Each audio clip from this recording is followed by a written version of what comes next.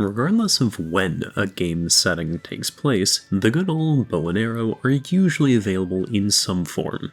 Destiny 2, Fortnite, Rainbow Six Siege, Genshin Impact, Legend of Zelda, Super Smash Bros., Minecraft, and so many more games all have a bow available in some form. Overwatch is no different, as its own bow hero is Hanzo, who has been a heavy target of community attention since his release, alongside Overwatch's full release in 2016. Often considered either a throw pick or one-tapping oppressor, Hanzo's balance sometimes feels as random as his shots landing. On the one hand, Hanzo's bow is what makes him unique and provides him with his identity, but on the other, it's also the cause of his design's problems.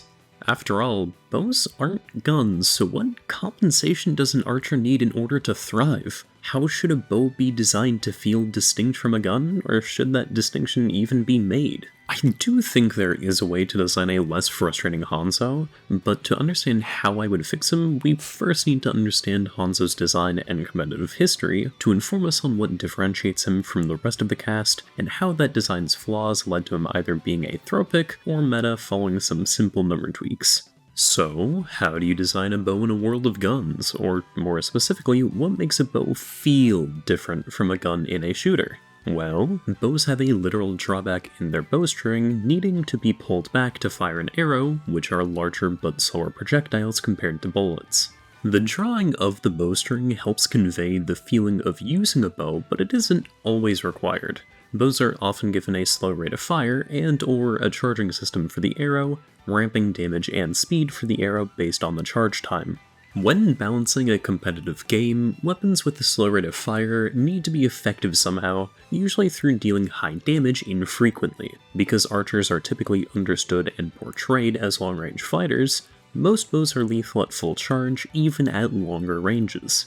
Additionally, arrows have historically been modified or altered to carry poisons, flames, and even explosives, so elemental or gadget arrows are also fairly frequently implemented in games. Hanzo is Overwatch's archer, so he was designed with all of this in mind. He was released with a large, somewhat slow-moving arrow that dealt up to 125 damage regardless of the range, and could crit. Sonic Arrow alters Hanzo's next shot to provide his team vision of the enemies within its range for a few seconds after landing, even when hitting terrain. This makes Hanzo a better team player and scout, a role that skirmishers were traditionally used for. It also improves his dueling potential because he has more information, as he can see his opponent while they might not be able to see him. Similar to his brother Genji, he was also given a wall climb, allowing him to quickly get onto high ground, which is great for an archer. His ultimate, Dragon Strike, has him fire an arrow that turns into a revolving duo of advancing dragons that deal heavy damage per second to all enemies caught within. Dragon Strike plays into the elemental arrow idea that's commonly used in media, while also boosting his identity as a Japanese ronin or masterless samurai. While samurai aren't normally envisioned as master swordsmen, that isn't fully historically accurate. Samurai were typically horse archers that only used melee weapons as a last resort, and even in melee combat, they usually preferred the naginata or yari to the katana. The jokes about Hanzo riding Orisa? I see you glancing at me. You wish to ride me into battle? What a preposterous thought! Do not lie, Archer. It is beneath you. Yeah, those are based on historical fact. Hanzo's core design as a ronin led to his backstory, personality, and gameplay loop by implementing a bow that feels good to use, supplementing his playstyle through his abilities. However, bows have a fine line of balance and feel to be managed, as the standard arrow fired by Hanzo needs to be fast enough to feel good and skillful without losing the bow feeling from flying too fast. The arrows themselves must be large enough to accommodate for being a projectile without being so large as to feel like you got hit by a log. Both are especially difficult to properly manage when so much of Hanzo's value is tied into his burst damage. If his fire rate increases, he could lose some of his burst damage, but this could interfere with his charge time. Alternatively, he could fire multiple arrows at once, which is how we get to Hanzo's final ability on release, Scatter Arrow. Scatter Arrow was Hanzo's initial design taken to the extreme, with ridiculous burst damage potential at the cost of randomness. Hanzo would fire a single arrow that, upon hitting anything, would split into 6 lower damage arrows scattering off of the initial impact. This ability could easily kill enemies, with it dealing up to 450 damage, 75 damage for each arrow that struck the enemy. However, Scatter Arrow, unlike the rest of his kit, wasn't intuitive to use since you wouldn't want to hit the enemy directly with the Scatter Arrow. To maximize the splintered arrows landing on the target, and thus maximize damage, it was better to aim at the ground right in front of the enemy. The random scattering combined with the ricochet meant that this ability was less skillful than any other part of his kit, a poor match for such an aim-reliant design. A good Hanzo could aim well, but their aim wasn't always rewarded well because his arrows flew significantly slower while being a lot larger compared to today's arrows. Playing Release Hanzo feels like gambling because of the slow projectile and inconsistency of his abilities. Playing against Release Hanzo feels the same since you could get insta-killed by someone spinning the roulette wheel and praying they win. In early September of 2016, the Overwatch team increased Hanzo's skill floor by decreasing the arrow size while increasing the max projectile speed and decreasing his self-slow while aiming. Half a year later, in late May 2017, he received another buff, increasing his charge speed by 10% and allowing him to charge arrows before wall climbing, but none of the changes were enough to fully shake off his inconsistency, nor did it attempt to address the frustration Scatter Arrow brought to each game. Hanzo's comparative inconsistency relative to other heroes meant he was never professionally meta. Widowmaker was the more consistent sniper with a higher headshot damage and hitscan weapon, could also provide heat vision frequently with the lower ult costs, and had better mobility than needed with her grapple, giving her a fast escape option. Hanzo struggled once enemies got on top of him because of a lack of burst movement, and while Scatter Arrow could take out one enemy, it likely wouldn't get any more than that. I assume the Overwatch team was aware of Hanzo's flaws, and they were focused on solving them while maintaining his core identity and gameplay. Scatter Arrow further increased his already ridiculous burst damage and randomness while attempting to give him a fast-acting tool to get enemies to back off. So instead of leaning too far into what makes Hanzo different, they went the opposite direction with Storm Arrows, which for 6 seconds allowed him to fire up to 6 arrows with no charge time at the cost of some damage. In the same patch in early May of 2018, his projectile speed was increased, Sonic Arrow's cooldown, duration, and radius were all reduced, and he received a new movement tool in Lunge, a mid-air burst movement option on a 4-second cooldown. This rework greatly improved Hanzo's consistency, without reducing his burst damage to counterbalance it, and thus Hanzo was simply overpowered. Storm Arrows let him deal far too much damage in a short time frame, as each arrow dealt 80 damage, and at around 3 arrows per second, he dealt a little over 240 damage per second. Hanzo used to struggle when escaping his enemies, and while Brig's introduction reduced Dive's dominance, the addition of Lunge further boosted Hanzo's rising playtime. 2018 Overwatch League's playoffs was dominated by the double sniper duo of Widowmaker and Hanzo, as they could pick off enemies from afar without any real counterplay outside of winning the sniper duel. Hanzo was also a potent ranked pick, as Grab Dragon took over the ladder once players learned that Dragon Strike could be damage boosted by Mercy, which was a bug that went unpatched until late July in 2018. The fine line between consistency and burst damage was especially blurred by Hanzo's Storm Arrows, and so they were nerfed in late May and July of 2018, and in August, Lunge was nerfed too. These nerfs and Goats' rise shoved Hanzo out from the meta, but he was one of the better performing DPS across most ranks due to the consistency of his burst damage. Hanzo received a nice buff to Sonic Arrow in March 2019, but saw very little play in the 2019 Overwatch League season until Stage 4 when the league swapped to Rollock. Hanzo found immediate success with his consistent lethality and combo potential with Orisa. Despite losing one Storm Arrow in August, Hanzo still saw pro play during the initial variants of Double Shield in late 2019, seeing more play once Orisa and Sigma's shields were nerfed in December, while their other mitigation abilities of Fortified Kinetic Grasp were buffed.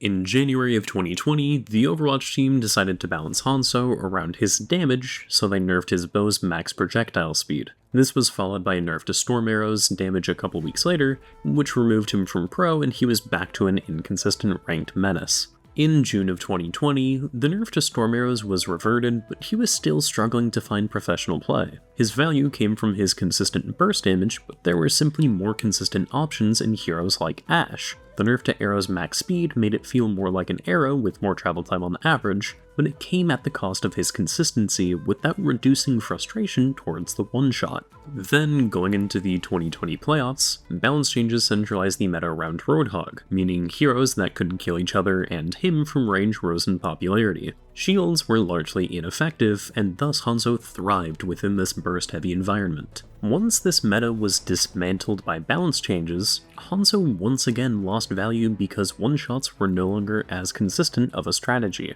Hanzo only received buffs until the 5v5 beta, and each buff was to storm arrows, allowing it to be manually cancelled, reducing the recovery time, and allowing it to ricochet once on impact. Hanzo's playtime throughout 2021 was fairly low until the Countdown Cup, where the stars truly aligned for him to shine. The map pool fit him well, and the hero bans weakened his competition. Once the Countdown Cup concluded, Hanzo lost playtime, but was still the most played long-range DPS due to his one-tap potential combined with his mobility. Going into 5v5, Hanzo's storm arrows lost 5 damage each, and the lack of a tank led to Soldier becoming the premier long-range damage dealer until he got nerfed. There was some experimentation with Hanzo following this, but once pros discovered Sojourn's potential, she would dominate for the rest of 2022. Hanzo was buffed in March 2023, decreasing Lunge's cooldown to account for his underperformance, but at this point Hanzo's numbers were fairly similar to that of the initial rework from back in 2018. Unfortunately, lacking the same projectile speed on his arrows and burst damage from storm arrows meant his burst damage was less consistent, so he was just a worse version of Sojourn. Even with his potentially higher frequency of one-shots, Sojourn's burst was just more consistent, since her railgun is hitscan, her slide sends her further faster, and her ult is just better than Dragon's in the current environment. Hanzo was always competing with Widowmaker as a sniper, since both of them were only played when their one-shot was consistent enough to find value, but now both were out of a job because of Sojourn.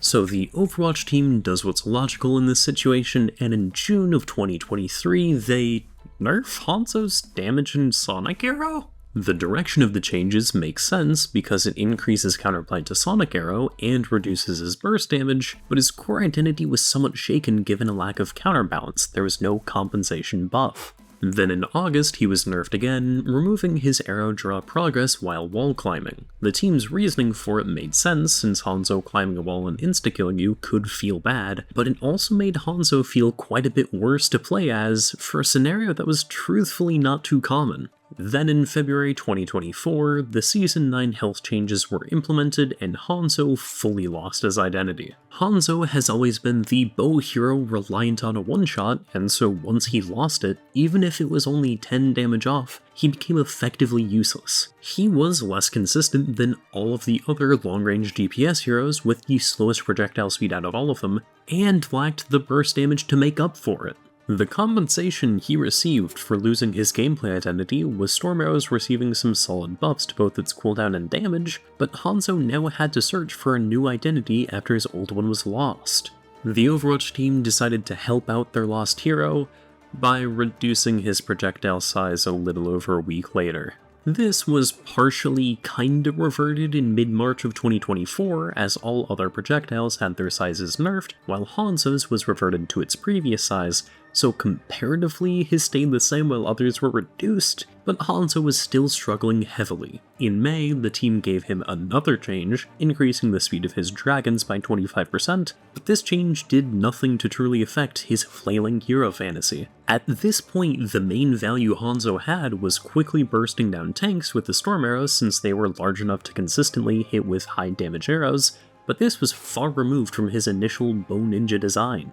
In August, his health was reduced to 225 alongside many others, and while this meant he had a larger portion of the cast he could one-shot again, his inconsistency was still a large issue. The team addressed this in September by increasing his damage back to 125 in exchange for reducing his projectile size and increasing the charge time, then a month later increasing his health to 250. Hanzo once again regained his identity through reclaiming his burst damage, but at the cost of so much work towards making him more consistent. Since the September 2024 patch, Hanzo has only received buffs, undoing many of the nerfs he received, such as the wall climb interrupting his charge time, while also increasing his base arrow size, Storm Arrow's projectile speed, and Dragon Strike's DPS. Since Sojourn's release, Hanzo's presence in professional play has largely disappeared, which was further exacerbated by Freya's release, but he has shown up more than a few times to remind players why he's hard to ignore. Unfortunately for Hanzo, most of his design's power budget is tied into his lethality, and it's clear that when he lacks lethality, the Overwatch team is unsure of where to buff him. His kit's dependence on lethality is why I think his perks are especially interesting. Obviously, Scatter Arrows as a perk is a reimplementation of his old ability, but all of his other perks allow them to test different versions of a bow hero. Dragon Fury allows him to increase his attack speed when hitting enemies, rewarding good aim. His damage isn't lowered when taking this, but this could be a way to address Hanzo going forward. By decreasing his damage and implementing this perk into his kit, it could help prevent spamming an angle from being as effective. However, this would unfortunately have the drawback of encouraging spamming tanks or clumps of enemies more to maximize the value, so it could go either way. His other minor perk is Sonic Disruption, which hacks health packs within Sonic Arrow's area of effect for 30 seconds, increasing his team utility. His other major perk is Frost Arrow, which readies an arrow to explode on impact, slowing enemies hit for 3 seconds, which also increases his team utility. Both of these perks showcase that the Overwatch team isn't just experimenting with increasing his utility, but also with the idea of tipped or elemental arrows. Frost arrows fit Hanzo exceptionally well, as dragons in Japan are typically associated with water, and Frost arrows play into that by using ice, a form of water, as the elemental arrow of choice. These perks retain Hanzo's identity while providing him with more avenues to assist his team, which I think is a perfect way for him to move forward, both in-game and in lore. Hanzo has been a lone wolf this entire time, so what better way to progress his story and his character than increasing his team play in-game? Most players hate playing against one-shots, and Hanzo's projectile variant feels annoying on the receiving end while not always feeling rewarding on the Hanzo's end. Reducing frustration around Hanzo's burst damage while increasing his consistency and team value, while maintaining his Ronin identity, is vital to keeping Hanzo unique while addressing his design's issues. Hanzo's arrows can be hard to hear unless he's using the storm arrows, which can mean you don't even know how you died until you look at the kill feed. This could be rectified by modifying his arrows to sound like the Japanese whistling arrow called a kaburaya. This sound could add more noise to an already noisy game, but it could also help players understand the danger they're in when being shot at. If Hanzo's burst is lowered to no longer one-shot 250 HP heroes, he could have his charge time slightly reduced and his projectile speed slightly increased. These changes would have to be light so as to keep the feel of the bow and arrow intact, while still shifting power from burst damage to consistent damage. Alternatively, since Hanzo was designed as a bow assassin, he could have the burst damage shifted to a damage over time effect. This could be a poison to add to the assassin ninja identity, or fire to increase team synergy with other heroes while adding to a more stereotypical dragon thematic. Either option could work, but damage over time effects can be frustrating in their own way, largely from feeling helpless or reliant on others to heal you in order to prevent the one-shot. However, if Hanzo is shifted towards a less lethal, more consistent archer, Storm Arrow loses some of its flair, so providing it with some extra oomph through enhancing the elemental arrow idea feels just. Storm Arrows could additionally cause a chain lightning effect after hitting a target, or create a storm cloud above an enemy to deal damage over time, or to delay a larger burst of damage from a lightning strike. Alternatively, Storm Arrows could pull from the original idea of a kamikaze, as it originated from the tsunamis that denied the Mongols their invasion of Japan. Thus, maybe Storm Arrow becomes a wind arrow, a utility arrow that creates wind that speeds up allies that travel along its path, while dealing area damage to opponents as it travels, or it could just knock back the enemies it hits. There are truly so many ways Hanzo could be changed to decrease his dependence on burst damage that it's hard to pick a single way to try to fix him. The best solution would obviously be to test out all of the potential ideas, mine and also anyone else's, and see what works. But regardless, I believe the best version of Hanzo is one that is not balanced around a one-shot. However, I understand that many people play Hanzo because of his sniping fantasy, because I was someone who was drawn into that as well. While over time my tastes have changed, I still love playing Hanzo, and he's one of my most played DPS heroes. It's because of this love for this character that I want his design to be changed to be less frustrating to play into, while still retaining the design that got me to play him in the first place. I do hope that all of you enjoyed the video and felt like you learned something about Hanzo's design and history. If you did, if you wouldn't mind subscribing, it helps my channel out a lot. Above all else, I hope you all have a great day, and I'll see you all in the next one.